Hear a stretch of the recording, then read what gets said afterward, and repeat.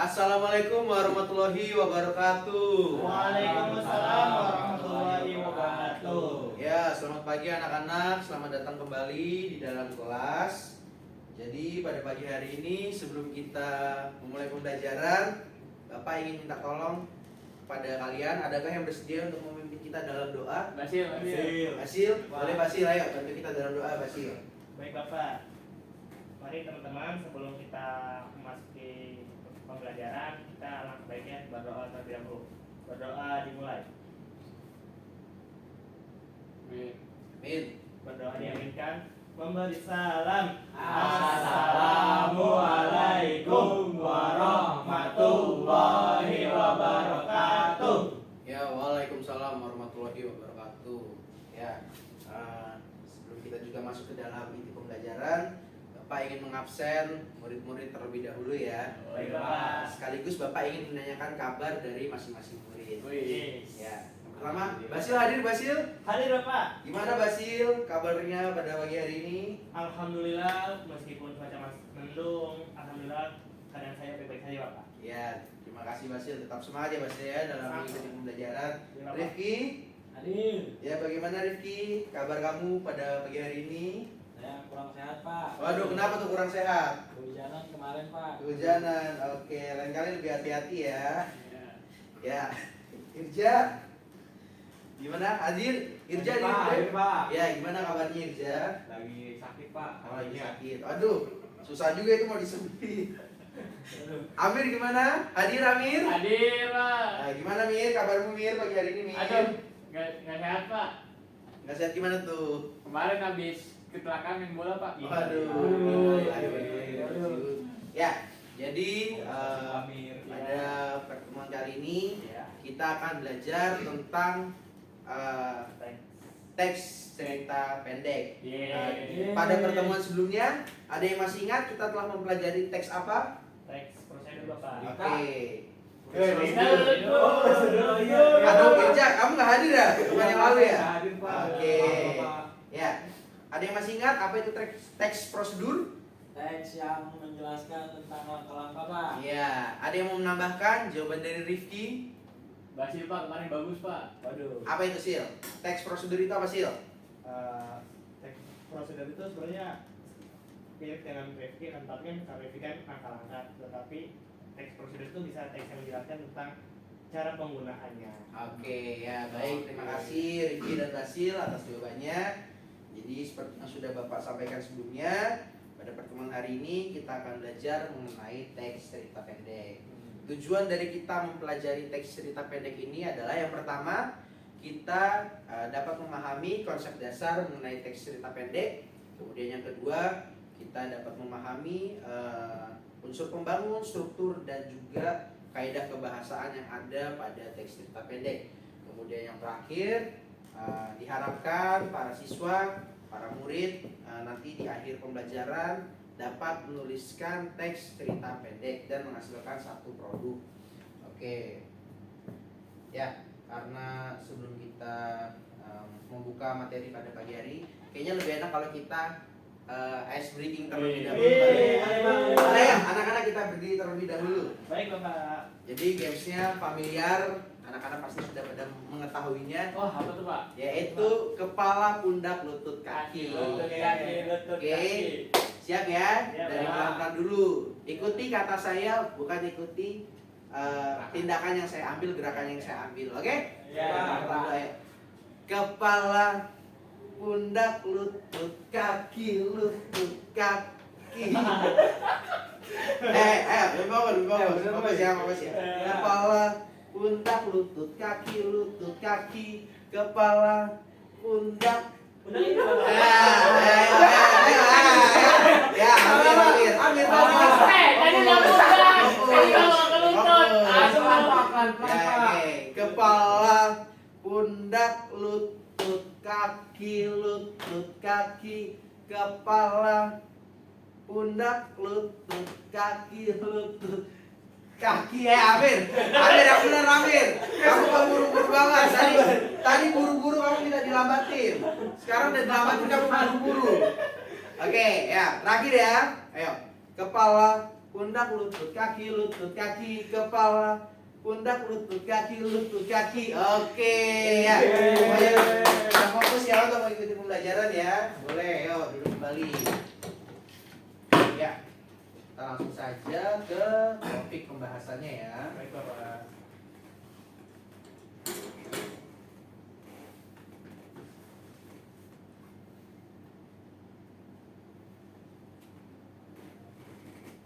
Ya. Oke. Itu siapa Pak? Ya. Ya, ini animasi. Bapak buat sebelumnya ya. Masya Allah. Oke. Ya. Teks cerita pendek ya, anak-anak murid-murid. Jadi di bagian pertama kita akan membahas apa itu teks cerita pendek. Jadi menurut Kamus Besar Bahasa Indonesia atau KBBI, cerita pendek merupakan kisahan pendek yang kurang dari 10.000 kata yang memberikan kesan tunggal dan dominan dan memusatkan diri pada satu tokoh dalam situasi tertentu. Jadi secara sederhananya, teks cerita pendek merupakan teks yang habis dibaca dalam satu kali duduk.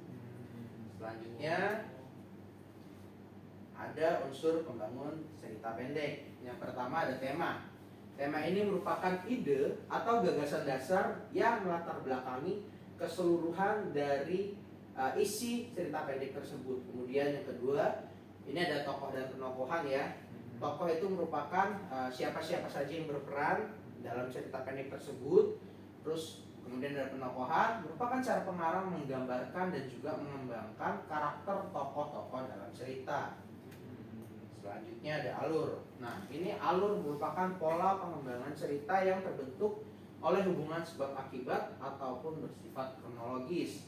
Jadi ada alur mundur, ada alur maju dan juga alur campuran. Kemudian selanjutnya itu ada latar. Latar atau setting ini meliputi tempat, waktu, dan suasana yang digunakan dalam suatu cerita. Misalnya kalau latar tempat bisa di sekolah atau di rumah. Kemudian latar waktu bisa di pagi hari ataupun di malam hari. Kemudian suasana bisa dalam keadaan kita lagi bergembira atau bisa kita juga lagi dalam keadaan berduka. Kemudian selanjutnya ada gaya bahasa. Dalam cerita, gaya bahasa berfungsi untuk menciptakan suatu nada atau suasana persuasif serta merumuskan dialog yang mampu memperlihatkan hubungan dan interaksi antara sesama tokoh. Ini dua terakhir itu ada sudut pandang dan juga amanat. Sudut pandang merupakan strategi yang digunakan oleh pengarang cerpen untuk menyampaikan ceritanya, baik itu sebagai orang pertama, kedua maupun orang ketiga. Terakhir amanat merupakan pesan yang hendak disampaikan oleh pengarang. Amanat dalam cerita pendek ini umumnya bersifat tersirat ya. Jadi kita tidak dapat menjumpainya secara kasat mata. Selanjutnya pembahasan yang kedua ada struktur cerita pendek. Yang pertama ada orientasi. Dalam bagian ini pengarang ingin memperkenalkan para tokoh, menata adegan dan juga hubungan antar masing-masing tokoh. Kemudian yang kedua ada komplikasi. Dalam bagian ini disajikan peristiwa awal yang menimbulkan berbagai masalah, pertentangan ataupun kesukaran bagi para tokoh-tokohnya. Selanjutnya yang ketiga ada klimaks. Klimaks ini dalam sebuah cerita merupakan hal yang paling besar dan juga mendebarkan. Pada bagian ini pula ditentukannya perubahan nasib beberapa tokohnya. Misalnya dari yang sebelumnya dia gagal bisa menjadi berhasil, ataupun sebaliknya dari yang berhasil bisa menjadi gagal. Nah, ini kan disebutkan bahwa misalnya apakah dia kemudian berhasil menyelesaikan masalahnya atau gagal. Kemudian yang terakhir itu ada koda. Sebagai bagian dari akhir cerita, bagian ini berisi penjelasan tentang sikap ataupun nasib yang dialami tokohnya itu setelah mengalami peristiwa puncak sebelumnya, yaitu klimaks. Ya, kita sudah memasuki pembahasan yang terakhir, yaitu ada kaidah kebahasaan. Kaidah kebahasaan ini saya bagi menjadi 4 bagian ya. Yang pertama itu banyak menggunakan kalimat bermakna lampau yang ditandai oleh fungsi keterangan yang bermakna kelampauan, seperti ketika itu, beberapa tahun yang lalu, atau telah terjadi. Kemudian yang kedua, menggunakan kata yang menyatakan urutan waktu. konjungsi kronologis, contohnya seperti sejak saat itu, setelah itu, mula-mula, dan juga kemudian. Ketiga, banyak menggunakan kata kerja yang menggambarkan suatu peristiwa yang terjadi, seperti menyuruh, membersihkan, menawari, melompat, dan juga menghindar. Terakhir, banyak menggunakan kata kerja yang menyatakan sesuatu yang dipikirkan atau dirasakan oleh tokoh tersebut. Contohnya, merasakan, menginginkan, mengharapkan, mendambakan, dan juga mengalami. Dari pembahasan PowerPoint yang telah Bapak sampaikan, adakah yang ingin ditanyakan? Saya Atau sudah Pak. cukup? Ya, apa Basil?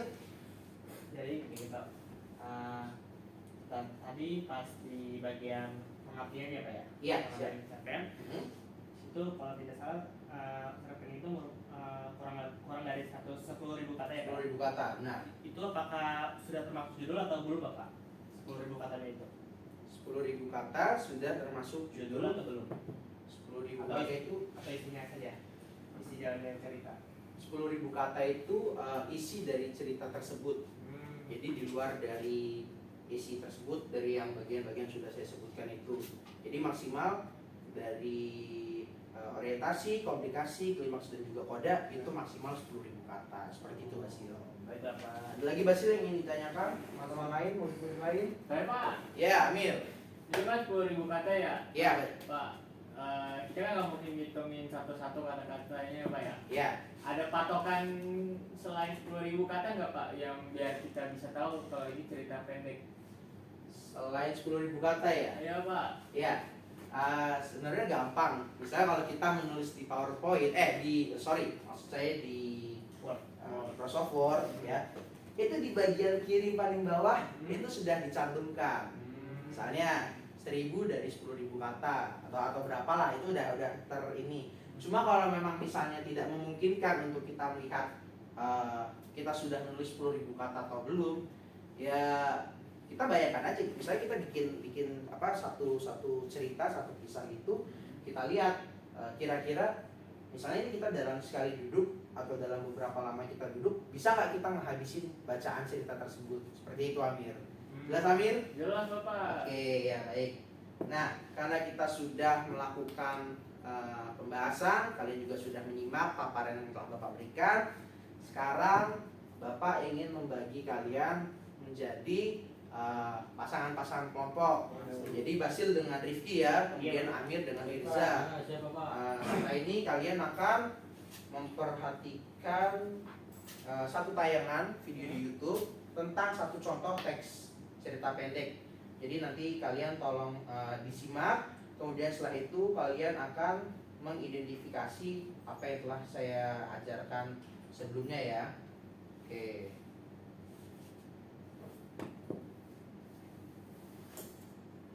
Ya, ayo disimak ya anak-anak ya.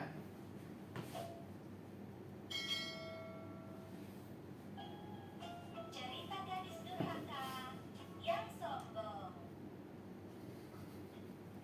Wah, panas sekali. Ternyata cukup jauh perjalanan yang aku lalui. Semoga di depan sana aku menemukan pohon itu.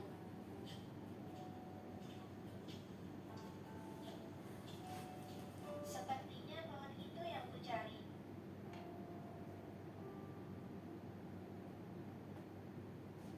Dan ibu bisa dengan iklan itu kami bisa menjaga Ya, customer yang bentar ya, ini ada iklan. Mohon maaf kalau Bapak di premium. sudah kerja di sini juga Pak. Ayo. Ayo, fokus lagi ya, mendengarkan ya apa yang menjadi topik pembahasan dari cerita ini ya. Apa? Bekerja di warung? Tidak salah ibu mengatakannya padaku. Bagaimana jika nanti kulitku ini tergores? Dan nanti apa kata orang kampung ini melihat gadis secantikku bekerja di warung busuk itu? Pemilik warung sudah berbaik hati memberikan pekerjaan. Cobalah dulu, nak. Aku bilang tidak, ya tidak. Bekerjakan kewajiban ibu sebagai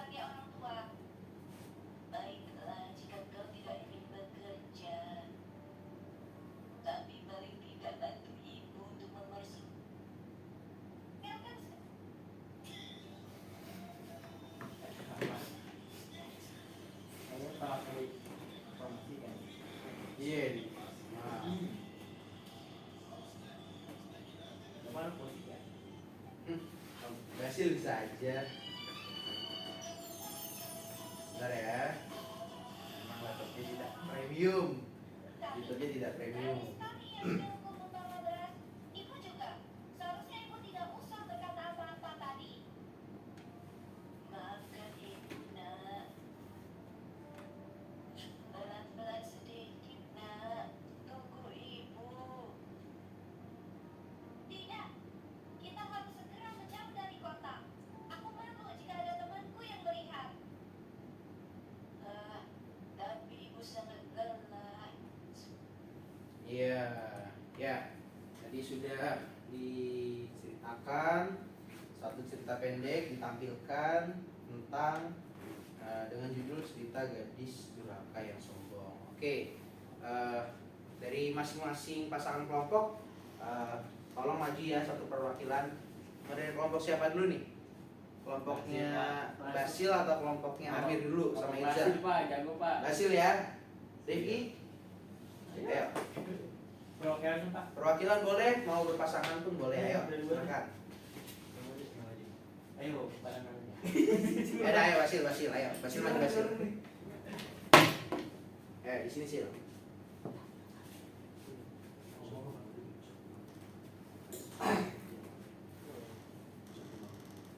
Ya, berdasarkan apa yang sudah kita tonton bersama ya teman-teman, Ya. kami sudah menemukan beberapa unsur pembangun, yaitu Ada tema di mana tema ini gadis durhaka yang sombong. Lalu tokoh dan tokohnya. Ini ada Siti yang berperan sebagai durhaka, Mak Ijek yang baik hati dan penyabar. Alurnya itu menggunakan alur maju, latarnya itu di rumah tua, di pinggir hutan dan pagi hari. Sudut pandang itu orang ketiga, yakni si dia. Dan amanat itu kita tidak boleh durhaka dan melawan orang tua. nah Ya. seperti itu ya teman-teman. Mungkin cukup sekian dari kelompok kami. Boleh kasih. Ya, oke, baik. Terima kasih Basil dan juga Rifki atas penyampaiannya. Kalau tadi Basil dan Rifki sudah menyampaikan tentang unsur pembangun, sekarang gantian ke kelompoknya Amir dan Irza Boleh, Pak. untuk menyampaikan dan mempresentasikan tentang struktur yang ada dalam cerita gadis durhaka yang Sombong. sombong. Ayo. Ayo, boleh perwakilan atau maju dua-duanya boleh. Ada ya Pak. Amir aja, ayo boleh Amir. Silakan dipaparkan. Wah, keren nih Pak. Gampang banget nih. Nih, struktur nih Pak. Ada berapa nih? Ada 4 nih Pak. Ya, oke. Yang pertama, Orientasi nih Pak. oke. Di dalam cerita ini orientasinya itu pada suatu hari hiduplah janda miskin, asik miskin dengan Amir. dengan Oh, jadi anaknya miskin. di rumah tua di pinggir hutan Pak. Ya, oke. Terus ada komplikasi yang ibunya menyesal karena telah memanjakan anaknya Pak, sehingga anaknya menjadi manja. Habis itu kan bersifat durhaka tuh terhadap orang tuanya Pak. Oke. Terus ada klimaksnya nih Pak. Jadi saat sedang jalan dengan ibunya, si Siti dihampiri rekannya. Rekannya bertanya, siapa yang bersama dirinya? Siti menjawab bahwa itu pembantunya. Ibunya marah tuh Pak. Oke. Dan sakit hati sehingga mengetuk Siti menjadi batu. Nah, kodanya atau penyelesaian masalahnya Siti menjadi batu Pak. Aduh. Ya. Sedih banget Pak itu. Aduh, Oke. Ya, terima kasih Amir ya. Tanggapannya boleh kita kasih pertanyaan juga. Cerita yang digambarkan dengan judul Gadis Durhaka yang Sombong ini memiliki pengisahan akhir cerita yang tidak jauh berbeda dengan kisah Malik Indah. Jadi benar tadi yang sudah disebutkan oleh anak-anak ya, baik dari unsur pembangun dan juga struktur yang telah disampaikan. Oke, dari pemaparan materi dan juga penayangan video serta hasil kalian maju ke depan menjelaskan. Adakah yang masih ingin ditanyakan? Ada yang masih kurang jelas? Jelas tentang Pak. cerita pendek? Jelas Pak. Jelas, Oke, Pak. sudah jelas ya. Ya. Oke, baik. Karena pembelajaran kita sudah berakhir, jadi Bapak ingin kalian menyimpulkan materi dari keseluruhan pembelajaran kita pada pagi hari ini. Adakah yang bersedia untuk menyampaikan? Rifki. Boleh, Irza. Ya. Dari hasil pembelajaran kita pada pagi hari ini, Irza, silahkan. Ya baik, hari ini kita sudah belajar teks cerita pendek. Tadi udah belajar unsur-unsurnya, itu ada unsur pembangun, terus tadi ada juga temanya, terus ada alurnya dan seperti itu Pak. Ya, oke. Terima kasih Irza atas penjelasannya. Mungkin Basil, Rifki, Amir ingin menambahkan? Cukup Pak. Cukup ya. Oke. Oke, selanjutnya Bapak ingin pada pertemuan berikutnya masih dengan pasangan kelompok yang sama, kalian akan membuat satu teks cerita pendek. Ya. Ya. Susah Pak. Berdasarkan 2 minggu lah. kalian harus mengikuti apa yang telah Bapak sampaikan tadi ya, karena kalian harus membuat unsur pembangunnya, kemudian kalian harus memasukkan strukturnya dan juga kaidah kebahasaannya. Oke, dan Bapak ingin di pertemuan berikutnya masing-masing pasangan kelompok sudah harus mengumpulkan dan juga mempresentasikannya melalui kegiatan bercerita langsung di depan kelas. Baik, Bapak. Jelas ya semuanya ya? Oke, jelas. Ya, karena pembelajaran kita telah berakhir dan tadi di awal kita telah memulai kegiatan pembelajaran dengan berdoa, Bapak ingin di akhir ini kita juga menutupnya dengan berdoa. Boleh kepada Basil untuk memimpin kita kembali dalam doa. Baik Bapak, mari teman-teman sebelum kita mengakhiri pembelajaran kita berdoa terlebih dahulu. Berdoa dimulai. Amin. Berdoa diaminkan. Memberi salam. Assalamualaikum warahmatullahi wabarakatuh. Waalaikumsalam warahmatullahi wabarakatuh. Selamat pagi anak-anak. Sampai Bye, jumpa. bye. Terima kasih, Bapak.